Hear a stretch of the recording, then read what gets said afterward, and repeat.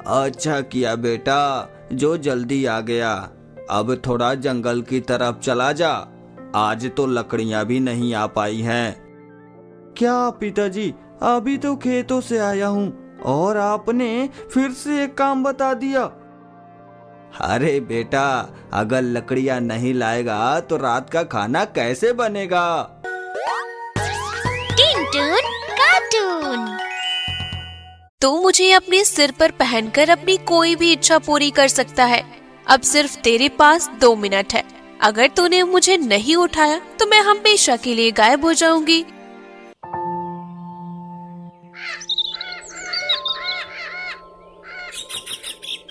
बहुत समय पहले गांव रंगपुर में मुन्ना अपने पिताजी के साथ रहता था। मुन्ना एक शांत स्वभाव का लड़का था, लेकिन उसके ख्वाब लोगों से एकदम अलग थे। एक दिन वो खेतों से घर आ रहा होता है। हम गांव वालों की जिंदगी कितनी कठिन है। हर चीज के लिए मेहनत करनी पड़ती है। काश कुछ ऐसा हो जाए कि हमारे हर काम आसान हो जाए तो कितना अच्छा होगा। हमें इतनी ज्यादा मेहनत नहीं करनी पड़ेगी। कुछ देर बाद वो घर पहुंच जाता है। तभी उसके पिताजी उससे बोलते हैं, आ गए मुन्ना बेटा, खेतों का काम निपट गया क्या?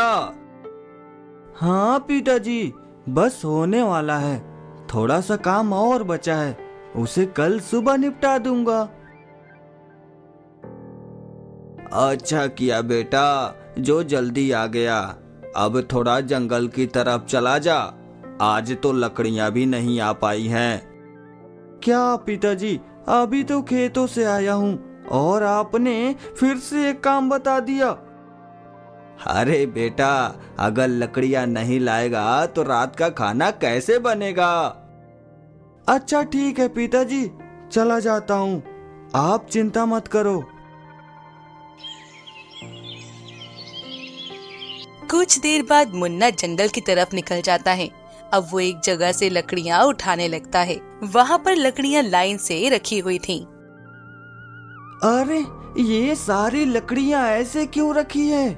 ये तो हर कदम के बाद दूसरी लकड़ी रखी है। लगता है कोई लकड़ी से भरी बैलगाड़ी यहाँ से गुजरी है, तभी उस गाड़ी से लकड़ियाँ गिर गई हैं। चलो अच्छा है, आज लकड़ियाँ लेने ज्यादा दूर नहीं जाना पड़ेगा। अब मुन्ना उन लकड़ियों को एक एक करके उठाने लगता है। कुछ देर बाद वहाँ एक पेड़ के पास पहुँच जाता है। अब तक उसके पास ढेरों लकड़ियाँ हो चुकी थी। हाँ, अब तो काफी लकड़ियाँ जुट गई हैं। एक काम करता हूँ, इन्हें ही लेकर घर चलता हूँ। तभी मुन्ना की नजर पेड़ के पास रखी चमकीली टोपी पर पड़ती है। अरे, ये कैसी टोपी है? दिखने में तो अच्छी लगती है। जैसे ही मुन्ना उसकी तरफ बढ़ता है, टोपी से रोशनी निकलने लगती है और एक रहस्यमयी आवाज सुनाई देती है। ठहरो, पहले मेरी बात ध्यान से सुन लो। मैं एक जादुई टोपी हूँ और बहुत ही कम लोगों को मिलती हूँ। तेरा भाग्य अच्छा है कि तुझे मैं मिली हूँ। मैं तेरे मन की सारी मुरादें पूरी कर सकती हूँ। टोपी की आवाज सुनकर पहले तो मुन्ना डर जाता है, लेकिन फिर सोचता है कि शायद ये सब उसके कानों का वहम है। ये सब झूठ है। जादुई चीजें तो सिर्फ कहानियों में होती है। हो सकता है यह सब मेरा वहम हो। कुछ देर के बाद अचानक फिर से टोपी से आवाज आती है। तू मुझे अपने सिर पर पहनकर अपनी कोई भी इच्छा पूरी कर सकता है। अब सिर्फ तेरे पास 2 मिनट है। अगर तूने मुझे नहीं उठाया तो मैं हमेशा के लिए गायब हो जाऊंगी। टोपी की बात सुनते ही मुन्ना के मन में तरह तरह के ख्याल आने लगते हैं। उसे लगता है कि अगर टोपी की बात सच हुई तो वो अपने हर काम को आसान कर सकता है। अब मेरे पास केवल 2 मिनट ही है। अगर मैंने इस मौके का फायदा नहीं उठाया तो ये टोपी सच में गायब हो जाएगी। एक काम करता हूँ, मैं इसे पहनकर कुछ मांग कर देखता हूँ। अब मुन्ना ने टोपी पहन ली और अपनी मन की इच्छा बोलने लगा। हे जादुई टोपी, मेरे गांव में पानी की कमी है। सालों से पानी ना होने की वजह से पूरे गांव को पानी की दिक्कतों का सामना करना पड़ता है। इसीलिए मेरी इच्छा है कि तुम अभी इसी समय बारिश कर दो ताकि पानी की हर समस्या खत्म हो जाए। उसके बोलने के बाद भी काफी समय तक बारिश का कहीं भी नामो निशान नहीं दिखता, जिसकी वजह से मुन्ना निराश हो जाता है। इसका मतलब मेरी बात सही थी, जादू तो सिर्फ कहानियों में ही होता है। खैर, अब लकड़ियां लेकर घर चलता हूँ। घर पर माँ मेरा इंतजार कर रही होगी। अब मुन्ना टोपी पहने हुए अपने घर की तरफ चल देता है। जैसे ही वो अपने गांव में पहुंचता है तो देखता है कि उसके गांव में सच में बारिश हो रही है। अरे ये सब क्या है? जंगल की तरफ तो बारिश का नामो निशान तक नहीं था और यहाँ तो बारिश होने लगी है। कहीं इस टोपी की बात सच तो नहीं हो गई? अब मुन्ना खुशी से झूम उठता है और लकड़ियां लेकर जल्दी से झोपड़ी के अंदर पहुंच जाता है। आ गया बेटा, बाहर तो तेज बारिश होने लगी, तेरी लकड़ियां भीग गई होंगी। हाँ पिताजी, बारिश तो हो रही है, लकड़ियां भी भीग गई हैं। अच्छा, इन लकड़ियों को चूल्हे के पास रख दे और ये बता, तुझे ये टोपी कहाँ से मिली? पिताजी, ये मुझे रास्ते में ही मिली थी, देखने में अच्छी लगी तो उठा कर रख ली। इस तरह मुन्ना अपने पिताजी से जादुई टोपी का रहस्य छुपा लेता है।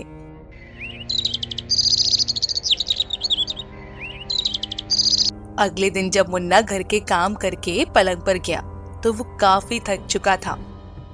आज तो बहुत ज्यादा काम कर लिया, अब मैं आराम से सो जाऊंगा और शाम तक कुछ भी नहीं करूंगा। तभी जोधर ने मुन्ना को आवाज देते हुए कहा, अरे मुन्ना बेटा, कहाँ है? मटके का पानी खत्म हो चुका है, जरा आज पानी ले आना। उफ, ये पिताजी भी ना हर समय कोई न कोई काम बता देते हैं। अभी तो आराम किए 1 मिनट भी नहीं हुआ, मुझे नहीं जाना पानी लेने। अब मुन्ना पानी लेने नहीं जाता, लेकिन तभी जोधर फिर से आवाज देता है, जिससे मुन्ना परेशान हो जाता है। लगता है मुझे पानी लेने के लिए जाना ही होगा। तभी उसे उसकी टोपी का ख्याल आता है। अरे हाँ, याद आया, क्यों ना मैं उस जादुई टोपी की मदद से मटके में पानी भरवा लूं। हाँ, यही सही रहेगा। इस तरह मुझे मेहनत करने की जरूरत भी नहीं पड़ेगी। अब मुन्ना जैसे ही टोपी पहनकर मटके में पानी भरने की बात कहता है, तभी मटका पानी से भर जाता है। फिर मुन्ना ने एक बार मटका खोलकर देखा तो सच में मटके में मुंह तक पानी भरा हुआ था। अरे वाह, आज तो मजा आ गया, बिना मेहनत किए ही मेरा मटका भर गया। फिर मुन्ना कुछ देर के लिए सो जाता है। अगले दिन गांव में मोदक उत्सव होता है। उस उत्सव में गांव के सभी लोग लड्डू बनाकर गणेश जी की मूर्ति के सामने चढ़ाते हैं और खाते भी हैं। लेकिन जो लोग गरीब होते हैं वो एक लड्डू के लिए तरस जाते हैं। मुन्ना भी उन्हीं परिवारों में से एक था। आज के दिन मुन्ना के मन में भी एक ख्याल आता है। आज तो सभी लोग लड्डू खाएंगे, लेकिन हम लोग तो बस देखते रह जाएंगे। एक काम करता हूँ, इस जादुई टोपी को पहनकर ढेर सारे लड्डू की मांग कर देता हूँ। फिर हम भी नमो नमो करके लड्डू खाएंगे और गणपति के गुण गाएंगे। अब मुन्ना टोपी पहनकर अपनी विश मांगने लगता है और गांव में निकल जाता है। तभी उसे रास्ते में हरिया काका दिखाई देते हैं। अरे मुन्ना, तू यहाँ है? मैं तुझे घर पर ढूंढने गया था। हाँ काका, बोलिए ना, कुछ काम था क्या?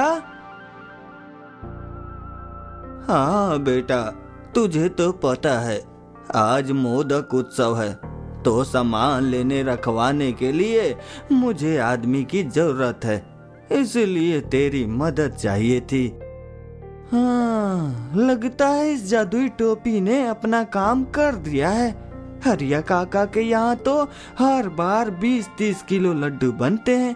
अगर मैं इनका थोड़ा बहुत काम करवा दूं तो मुझे भी ढेरों लड्डू मिल सकते हैं। देरी करना ठीक नहीं होगा, नहीं तो कोई और ही वहां पर पहुंच जाएगा। अरे मुन्ना, तू किस सोच में खो गया? चलेगा ना मेरा काम करवाने? हाँ काका, मैं आपके साथ चलूंगा, लेकिन क्या? काका, 1-2 डिब्बे लड्डू मुझे भी मिलेंगे या नहीं? अरे भाई, तू मेरी तरफ से 1 डिब्बा ले लेना, मैं खुद तुझे अपने हाथों से मिठाई का डिब्बा दे दूंगा। हैं? फिर ठीक है काका, चलो अब चलते हैं। अब मुन्ना हरिया काका के घर जाकर काम करवाने लगता है। बाद में उसे 1 डिब्बा लड्डू भी मिल जाता है, लेकिन उसने देखा कि उसके पास दर्जनों डिब्बे रखे हैं। फिर उसके मन में लालच जाग गया। बाप रे, इतने मिठाई के डिब्बे! इस समय तो कोई भी दिखाई नहीं दे रहा। एक काम करता हूँ, 1 डिब्बा और ले लेता हूँ और चुपके निकल जाता हूँ। अब मुन्ना ने 1 के बदले 4 डिब्बे चुरा कर ले लिए और घर से बाहर निकल आया। लेकिन तभी उसके सारे डिब्बे गायब हो गए और फिर टोपी से रहस्यमयी आवाज आने लगी। मुन्ना, आज जो कुछ भी हुआ वो सब तुम्हारे लालच का परिणाम है। तुम्हारे लालच से तुम्हें गणपति का प्रसाद भी नसीब नहीं हो पाया। एक बात और, जहाँ लालच होता है वहाँ मैं कभी नहीं रुकती, इसलिए अब मैं भी गायब हो जाऊंगी। कुछ ही पल में वो टोपी हमेशा के लिए गायब हो जाती है। बाद में मुन्ना को अपने लालच पर पछतावा होता है, क्योंकि जो भी उसे मिला था उसने वो भी खो दिया था। ये कहानी हमें सीख देती है कि कभी कभी इंसान लालच के चक्कर में बहुत कुछ खो देता है।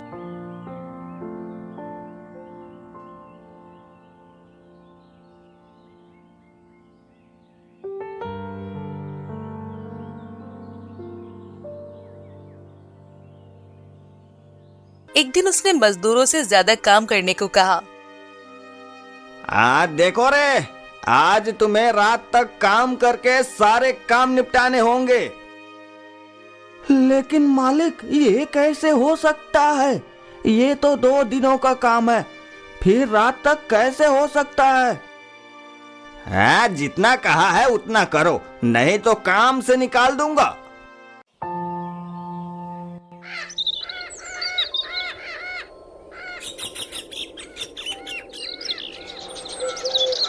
धोखापुर गांव में गब्बर नाम का दुकानदार रहा करता था।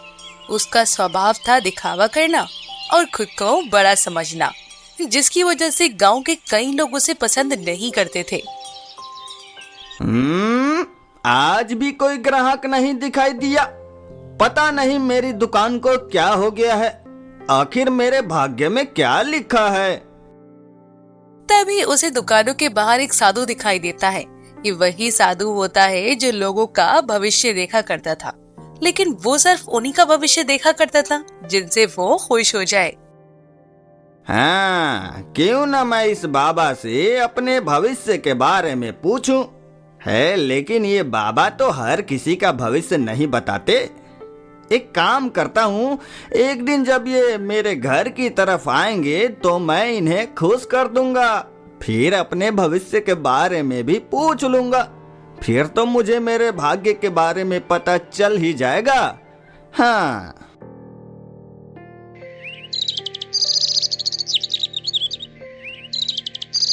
कुछ दिन बाद जब गब्बर घर पर होता है तो वही साधु वहाँ से गुजर रहा होता है। फिर गब्बर ने उन्हें रोककर भीख दी। साधु महाराज, लगता है आप थक गए हैं। आइए ना, आप आराम कर लीजिए। हाँ बेटा, यात्रा करते हुए हम काफी थक गए हैं। अब साधु महाराज गब्बर की झोपड़ी में आकर बैठ जाते हैं। फिर गब्बर उनकी सेवा करने लगता है। वो कभी पानी देता है, तो कभी जंगल से फल लाकर उनके भोजन का इंतजाम कर देता है। कुछ देर बाद साधु जाने से पहले गब्बर से बोलते हैं, बेटा, तूने हमारी बहुत सेवा की है, हम भी तुम्हें कुछ देना चाहते हैं, तो बोलो तुम क्या चाहते हो? बाबा, मुझे तो बस इतना चाहिए कि आप मुझे मेरा भविष्य बता दो। हाँ ठीक है बेटा, अपना हाथ दिखाओ। अब साधु उसका हाथ देखने लगते हैं।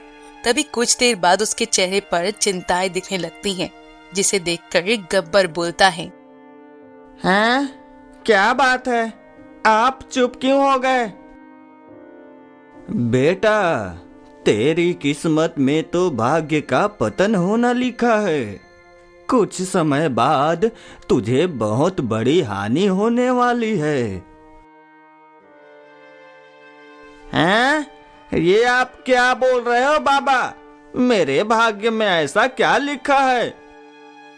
बेटा, इतना तो पता लगा पाना मुश्किल है, लेकिन जितना मैं पता लगा सकता था उतना कह दिया। लेकिन बाबा, इसका कोई तो उपाय होगा जिससे मेरा भाग्य बदल सके? नहीं बेटा, भाग्य को कोई भी नहीं बदल सकता, लेकिन मैं तुझे एक सीटी देता हूँ। यह सीटी कोई सामान्य सीटी नहीं है, यह एक जादुई सीटी है। अगर तू अपनी इच्छा बोलकर इस सीटी को बजाता है तो तेरी इच्छा कुछ समय में पूरी हो जाएगी। लेकिन ध्यान रहे, जिस दिन तुमने लालच या अत्याचार किया उस दिन यह जादुई सीटी काम करना बंद कर देगी। धन्यवाद बाबा।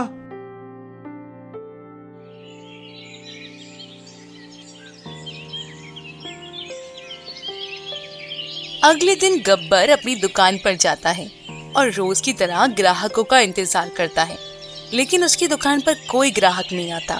तभी उसे उसी सीटी की याद आती है। क्या साधु बाबा की बात सच थी? क्या सच में इस सीटी की वजह से मुझे मनचाही चीजें मिल सकती है? क्यों ना आज कोशिश करके देखा जाए। अब गब्बर मन में इच्छा बोलने लगता है, हे जादुई सीटी, मैं चाहता हूँ कि मेरी दुकान पर इतने ग्राहक आए कि मेरा हर सामान बिक जाए। वो अपनी इच्छा बोलकर सीटी बजाने लगता है, लेकिन काफी देर होने के बाद भी दुकान पर कोई भी ग्राहक नहीं आता। ये कैसी सीटी है?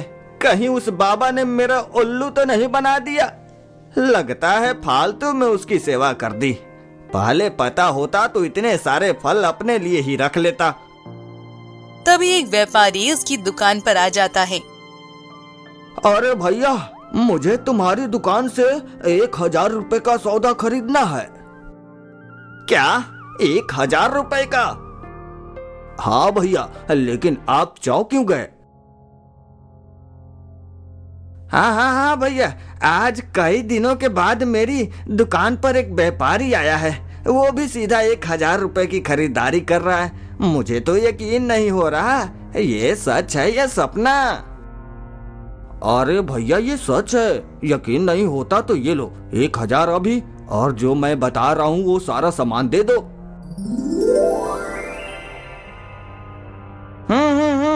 ठीक है भैया, मैं अभी आपका सारा सामान निकाल देता हूँ। अब गब्बर सारा सामान निकालकर उसे देने लगता है और अपने बीते दिनों के बारे में बताने लगता है, जिसे सुनकर व्यापारी ने गब्बर को कुछ सुझाव दिए। देखो भैया, मैं तो कहता हूँ तुम केवल वही सामान बेचो जो लोगों के घरों में बहुत जल्दी खत्म हो जाते हैं। बस तुम्हें उसका दाम औरों से थोड़ा कम करके बेचना है। हाँ अच्छा भाई, क्या सच में ये तरीका काम करता है? अरे हाँ, बिल्कुल काम करता है। यकीन नहीं आता तो करके देख लेना। कुछ देर बाद वो व्यापारी अपना सामान लेकर वहाँ से चला जाता है।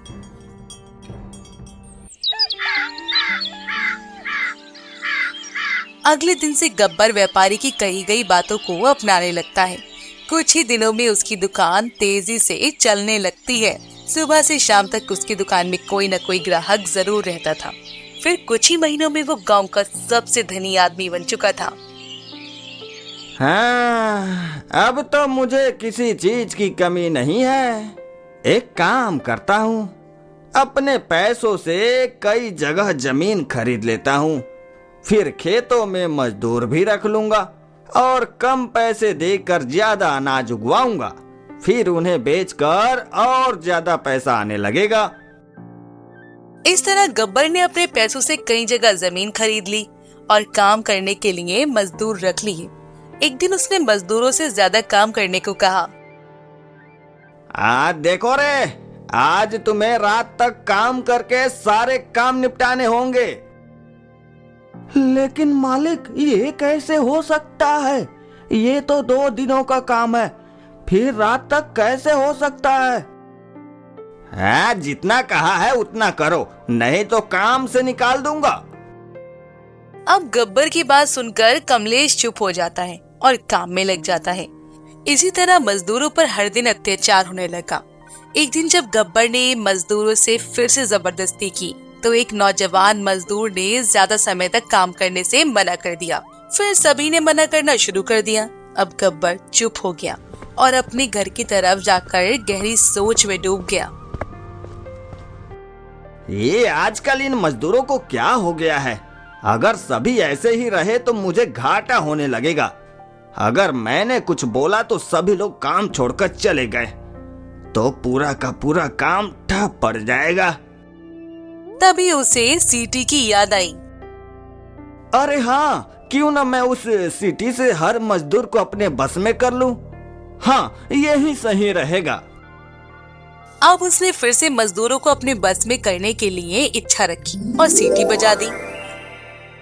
अगले दिन वो खेतों पर जाता है, फिर से हुक्म चलाकर कहता है, देखो रे, आज तो तुम सब मेरी बात खुद ब खुद मान जाओगे, क्योंकि ये सब अपने आप होने वाला है।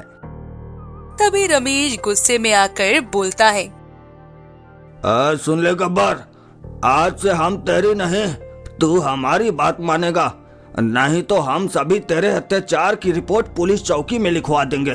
क्यों भैया, आप लोगों का क्या कहना है? फिर सभी लोग रमेश की बात का समर्थन करते हैं, जिसे देखकर गब्बर घबरा जाता है। अरे ये सब क्या हो रहा है? मैंने सिटी से जो इच्छा मांगी थी वो पूरी ही नहीं हुई। लगता है अब ये लोग मेरी शिकायत करने वाले हैं। मेरे लिए चुप रहना ही सही होगा। गब्बर, तेरे चुप रहने से काम नहीं चलेगा। तूने जितना हमसे ज्यादा काम करवाया है उतना काम अब तुझे हमारे खेतों में करना होगा, नहीं तो हम अभी पुलिस चौकी जा रहे हैं। अरे रे, तुम सब तो खामखा गुस्सा हो गए। ठीक है, जो तुम कहोगे मैं करूंगा।